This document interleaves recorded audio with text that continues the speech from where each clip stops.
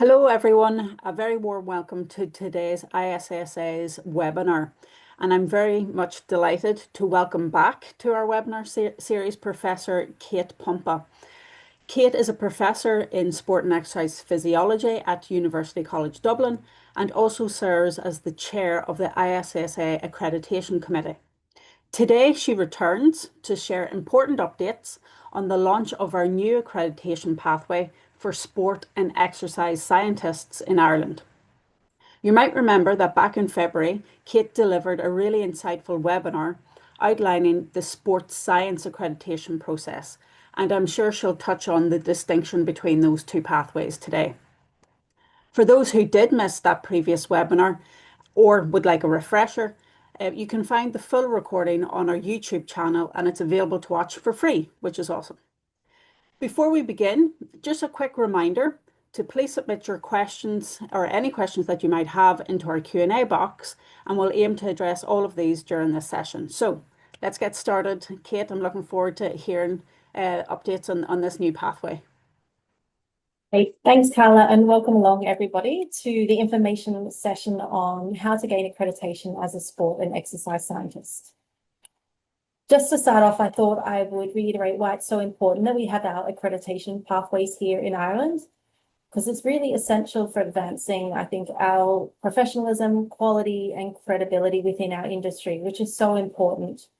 It enables quality assurance, professional credibility, recognition and employability, public trust and safety, and it also offers a pathway for continuous improvements, and also particularly through ISESA for networking and also collaboration. As Carla mentioned, in February, I ran a session on how to become accredited as an advanced accredited sports scientist.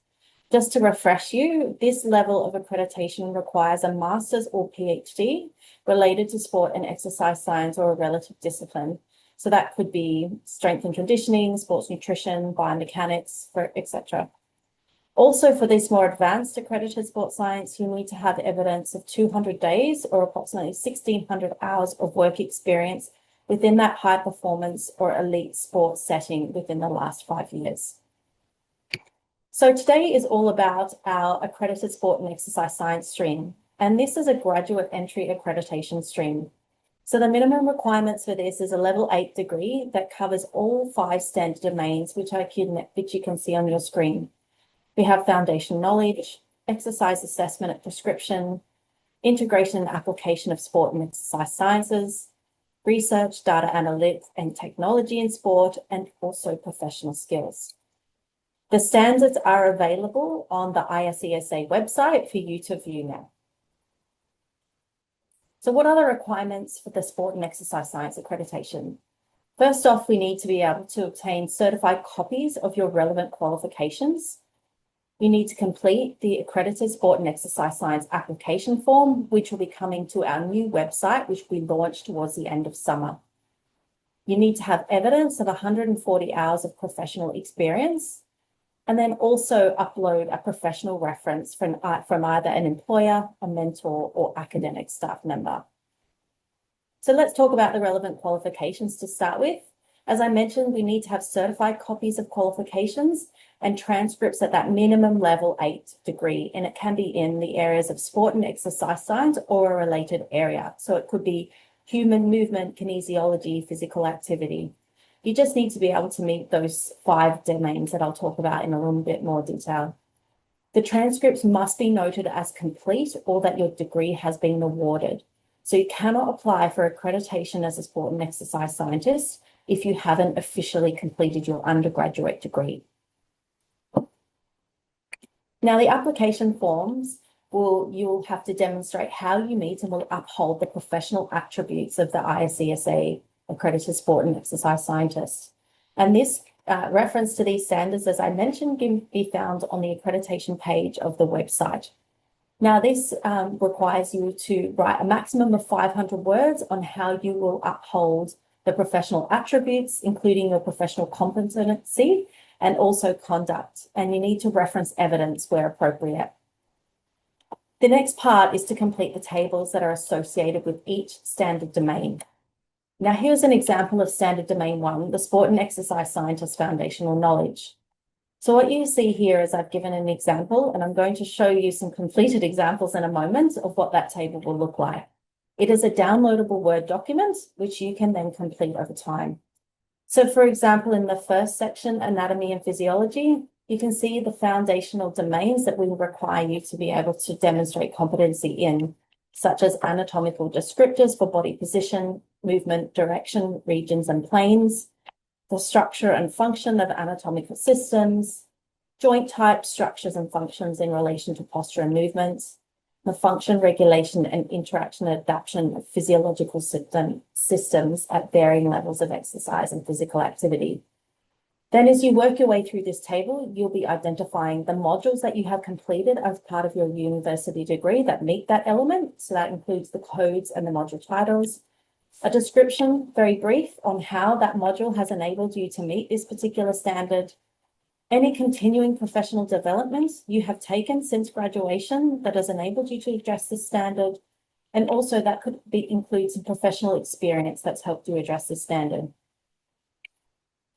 So an example here is out of our standard domain 2, which is sport and exercise science assessment of prescription.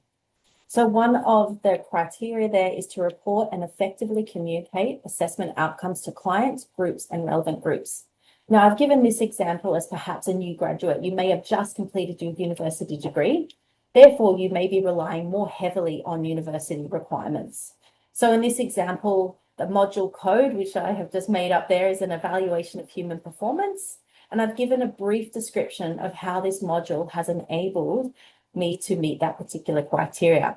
So the module was comprised of lectures and practical skills.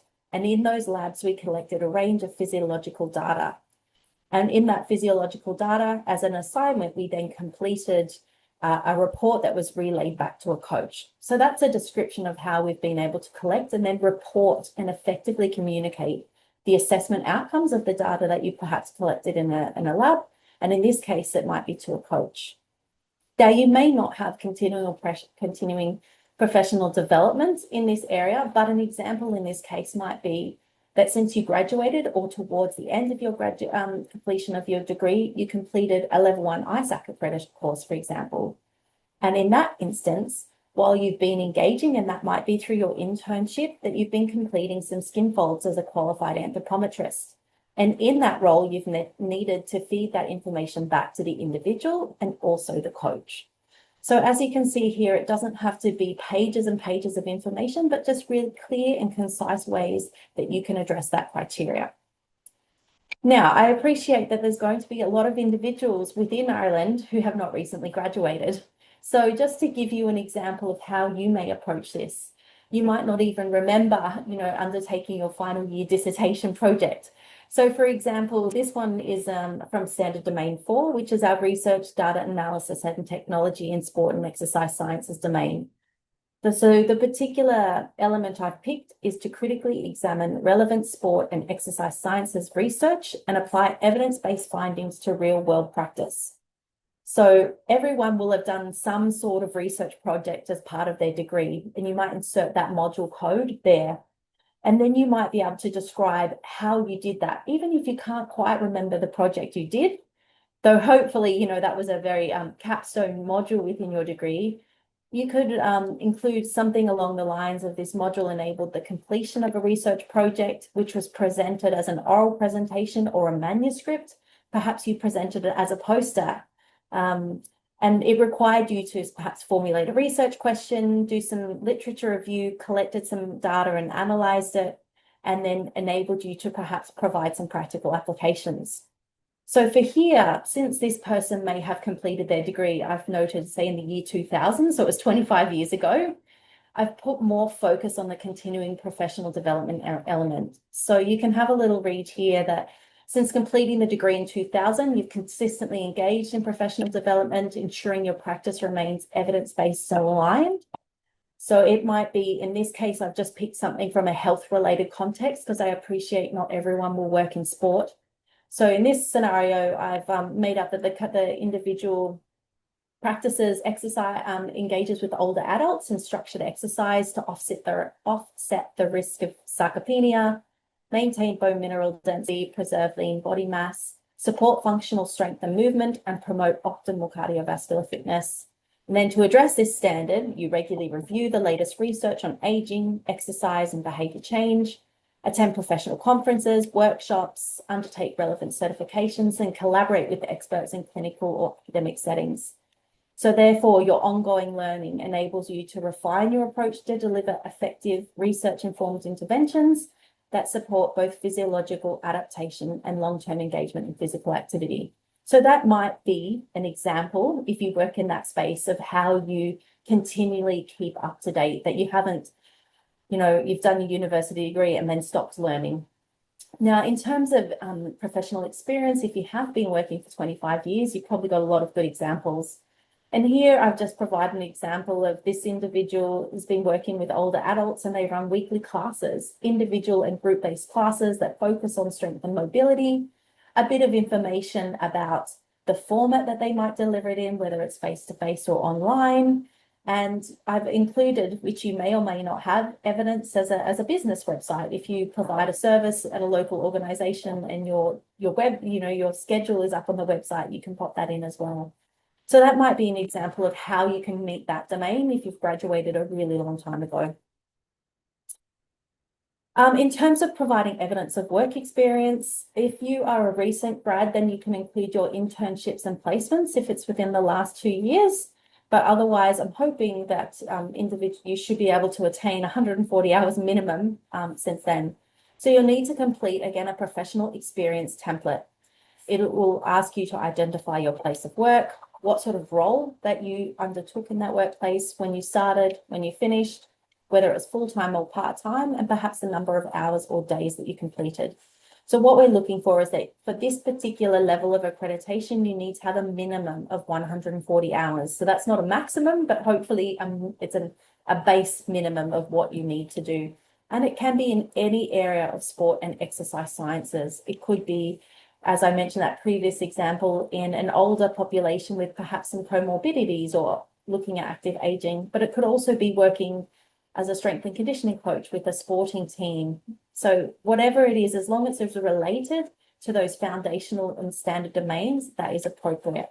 It needs to be sport and exercise science related, and it can't be sitting at a computer developing particular policies, for example. It needs to be practical professional experience. You then need to provide a professional referee. Again, we have a template for this on the ISESA website that you can download. But in this instance, you only need to provide one reference. For the advanced accredited sports science, you need to provide 3 separate references from an athlete, a coach, and a colleague. But we're looking here for you to be able to provide one, whether that might be a coach, a mentor, a manager, or an athlete that can vouch for your work.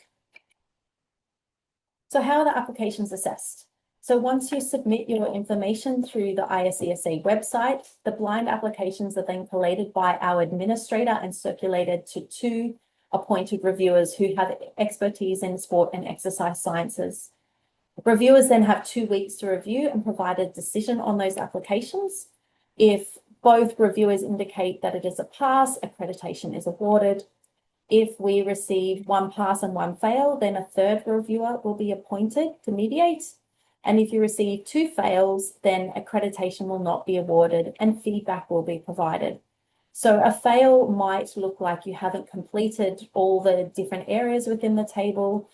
You may not have uploaded a reference. You may not have provided sufficient work experience. So if you only log 100 hours, for example, that won't be deemed as appropriate to pass for this level of accreditation. So what happens if you don't pass? So if your application is unsuccessful, you will need to reapply, and this requires a full resubmission of all documentation and payment. And this is the same for both accreditation streams, because the payment covers the reviewer honorariums, meetings, and also administration of this process, which can be quite laborious from the admin time point of view.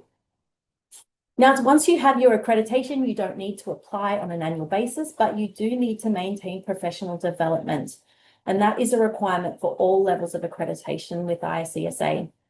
Now, there are new CPD requirements that will be launched with the new website. that requires you to maintain 25 professional development points each year. And this will run from January the 1st through to December 31st. Our new website will enable you to upload evidence of professional development, and you'll also be able to set learning goals and also reflections of those learning goals throughout the year. Now, professional development can be things such as attending webinars. You could go to networking events run by ISESA. It might be attending a journal club, or it might be undertaking some professional development within your workplace. There are a lot of different ways that you can maintain your professional development, that some have a financial cost and some do not. So we've made it as flexible as possible for everybody to be able to achieve those CPD requirements.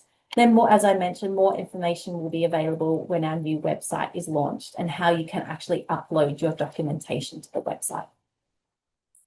So that is it from me in terms of the requirements and the process. So now I'd like to open it up for any questions. That's great. Thanks very much, Kate, for that. And it's very exciting to finally see this, come to light. I know that there's been a huge amount of work has gone in getting this. So congratulations to you and your team in getting thus far. Yes, there are a few questions that have come through. One is, when applying for accreditation, do you need to complete all the columns, or is it just the ones that are relevant to you? Just the ones that are relevant to you. As I'm with the example of the reporting information back to the coach or an athlete, you might, if you've just recently finished your degree, you might not have done any CPD since completing that degree, and that's perfectly fine. As long as you can show evidence really within those first two columns, particularly as a new grad, that's appropriate. If you have graduated 20 years ago, 25 years ago, we would be expecting to see some professional development in that third or fourth column, because things have changed since the early 2000s in sport and exercise science. So in terms of, I guess, where you are within your career stage will dictate how much information you can put into that template, but you do not have to fill out every column for every single element of those standards. Great. Can I just ask, there's a few individuals who are raising their hand. If you could put your questions into the Q&A box, we will get to you all. We have plenty of time. That would be terrific. So next question is, do you have to have this accreditation to achieve the advanced accreditation? No, not necessarily. Everybody who is at that advanced level would be eligible for the Accredited Sport and Exercise Science. The difference between this one and the next and the advanced exercise science accreditation, the sports science accreditation, is the master's level qualification as a starting point, and also that experience in high performance sport. And so we're hoping that in time, the Accredited Sport and Exercise Science will be that minimum standard for someone to be employed as a professional within a sporting body. At the moment, to work within Sport Island with the carded athletes, you have to have that advanced sports science accreditation. But we're hoping, to grow this so that the Accredited Sport and Exercise Science will be the minimum to be employed in a sporting body. But no, you don't have to have both. You can have both if you would like. The Accredited Sport and Exercise Science is a lot broader, perhaps, than the sports scientist, where you really are only working in a sport context. We do have other accreditation streams that will come online further down the track, which will focus more on that clinical exercise physiology, but we're not at that point yet. Just on that recognition from employers, how do we get that message out to them in terms of accreditation, or has there been any kind of work done in that space, or just interested in your thoughts? Yeah, there has been a little bit of work, and I've noticed there was an ad earlier this year that was placed out by one of the large soccer clubs that noted they required ISESA accreditation as a requirement of the job, which was really brilliant because we actually hadn't lobbied them for that. We've also had some communication with some of the GAA teams who are very keen to provide a baseline requirement for people coming to be engaged and work with their athletes. And we do have an events and communications team who will specifically work on a range of things, but one of them will be working on a communication strategy about the importance of accreditation and how that provides a level of quality assurance and professionalism to grow our profession.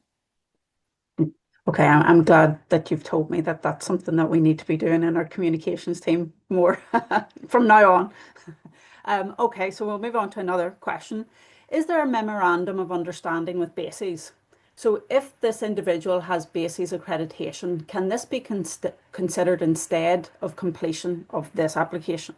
Or do you need to do separate?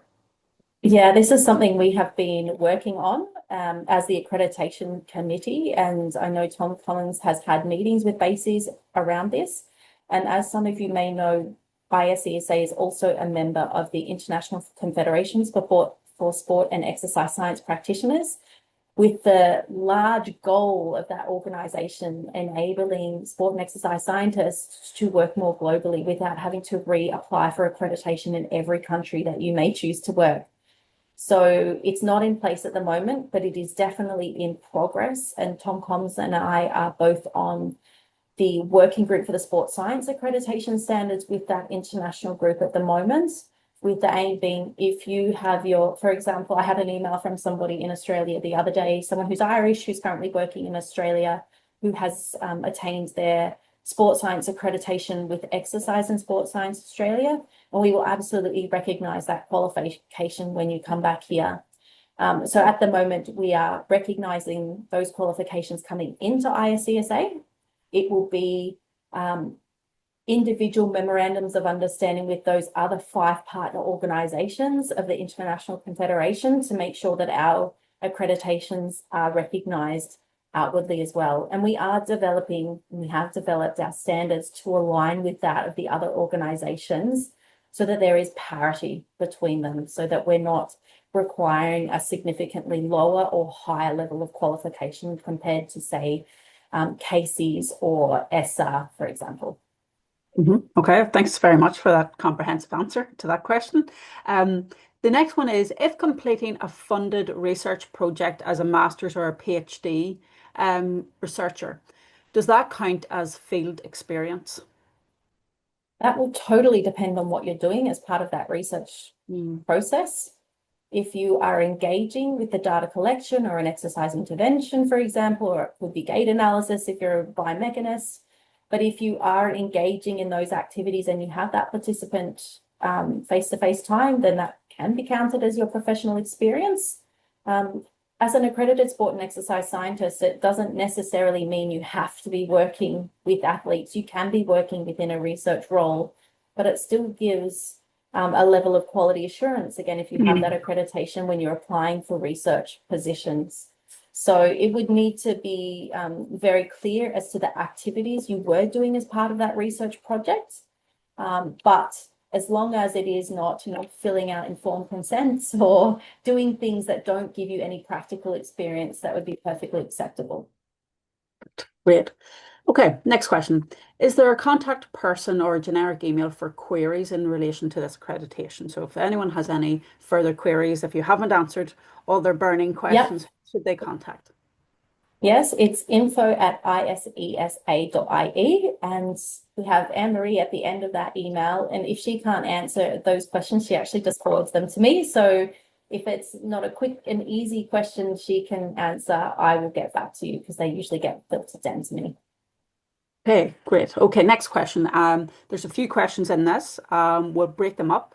So what are the benefits of accreditation, first and foremost? I think one of the key benefits is recognition that you possess and I hope this is what you mean by benefits in terms of like that professional recognition rather than benefits of being able to get discounts of particular things. But benefits will be that in time, we are really hopeful that this will be a requirement for employment. So one of the big benefits will be employment opportunities. As an accredited practitioner, you'll also be able to go on our website as in our Find a Practitioner function. So if you are accredited and you live in Cavan and you have a small business or you like to do contract work, you can have your details listed there. Individuals who might be looking for sports psychology services, or they might be looking for strength and conditioning services, they can find an S&C coach. And if you are accredited, you will be listed on that particular website, and you can have a little bio about yourself, your practice, your business, and so a link to your website perhaps or phone number. So that would be a really important benefit of that. You'll also get the benefits of ISESA's advocacy, promotion around the importance of individuals engaging accredited sport and exercise scientists within their sporting team or their community organization or local sport partnership as that measure of a quality assurance, somebody who has spent the time, energy, and money completing a 4-year degree rather than perhaps a weekend course or a very short course. That it is, I guess, a testament to the volume of knowledge that you possess that is perhaps a level above somebody who may not have undertaken a university qualification. Okay. Is there a cost associated with applying for this accreditation? Yeah, it will be, and it will be similar to the sports science accreditation costs, which it's on the website. I'm not actually sure off the top of my head, but it will be. Well, It's not a yeah, huge amount I of guess, money. yeah, within this question said, is it a 60 € annual fee is what they've specified here? So is there an annual fee as well? So there'll be the application fee when you first go for accreditation. And then on an annual basis, there will be an accreditation and membership fee to ISESA. In terms of the cost of that, the membership group are working on that piece at the moment. Again, it will come live with the website. And the reason there is a cost associated with it is at the moment, this organisation is run purely by volunteers at the moment. We have received some seed funding from Sport Island, which has enabled us to develop the website, has enabled us to get some things up and running. But to make us a self-sustaining organisation, we do need to have some membership fees and accreditation fees associated with it. Compared to other organisations, it's significantly, the rates that are being purported at the moment, they're a lot less than you might pay, say, in Australia, definitely. But it is to enable our organisation to grow and flourish and to provide that advocacy. So yes, there will be annual fees, and you may choose to just pay a membership fee and not be accredited, for example.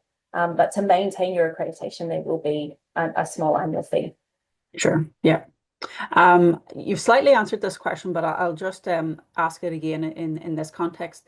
Is there any statutory or government support or requirement or recognition for this accreditation? At the moment, we're going through a trademark application process, but in terms of our government support, there is not. But from our one of our working groups within the Accreditation Committee is focusing on the clinical exercise physiology and trying to get some support through the government and and recognition through the HSC for that particular stream. But at the moment, no government specific support. Well, we're going to say not yet. Not yet. We are working really hard on it. Yeah, okay, good job. Next question. Are there any plans to link with the established European health fitness sectorial standards? Or if you're aware of that? Not that I'm aware of at the moment. We've kept our focus to the main international confederation members, but it's not to mean that we can't investigate those options. But at the moment, our primary focus is those members where the accredited membership group of ICSA are more likely to go and actually work as well. And so in terms of the European, when we did, as part of the working group on the sport science standards for the International Confederation, we've actually been canvassing standards across the world. So all of you, and there's not a lot of sport and exercise science standards across Europe. Very few countries have specific requirements. And so if there's ones that I don't think we've missed any, and there will be a paper that'll come out about the sports science standards. But if there is an organisation with standards that we haven't covered, then it's something we will investigate. Sure. Okay. Just to let our audience know, we're coming to the Q&A box is starting to empty. This is the last Q&A question rather that I have here. So if you do have any further burning questions for Kate when we have her, get them into the box. So the last question so far is, I think it's in reference to one of your earlier responses. So is sports psychology included within this accreditation? So to practice as an advanced sports psychology is a specific domain within the advanced accredited sports Yeah. science domain. But if you, depending on what your qualifications are as to whether you can actually practice in a domain. So if you are somebody who has done a double degree in sports psychology and exercise and sports science, you need to work within your scope of practice, within the degree and the knowledge that you have obtained. Within our standards, there are elements regarding behavior change, goal setting, working in that capacity. But if you don't have any additional, if you've done a Bachelor of Sport and Exercise Science with maybe 2 modules of psychology within there, then I would be very hesitant to be practicing as a sports psychologist or calling yourself a sports psychologist when you don't have that training. So even though we have a scope of practice, you also need to be diligent to work within your personal scope of practice. So if you get accredited as a sport and exercise scientist, but you also have another degree in psychology, then you are a much better position to be working in the psychology space than someone who has only done sport and exercise science. So you need to consider your personal qualifications as to what you can and cannot do. Okay, terrific. Thanks very much for that. I suppose this is the launch of this new pathway. So when is it open in terms of application? When is the first deadline, or how often do you receive applications? What are the windows for that? The first round of applications will close on the 1st of October, Okay. and they will close twice a year in the 1st of April and the 1st of October. You can have a look at the standards on the current ISESA website.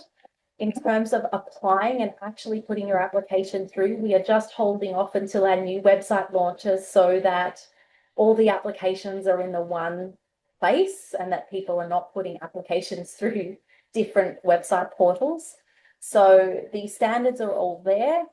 There is the timesheet template, there is the reference template, and also an example, there'll be the example of the Word document to complete. So you can download those documents and start to complete them, but you just won't be able to upload them until the new website has launched. And as I'm assuming, since you're all logged into this webinar, that you're signed up to our newsletter, so you'll absolutely know when the new website has launched, and then you can go in and upload your information. Okay, that's terrific.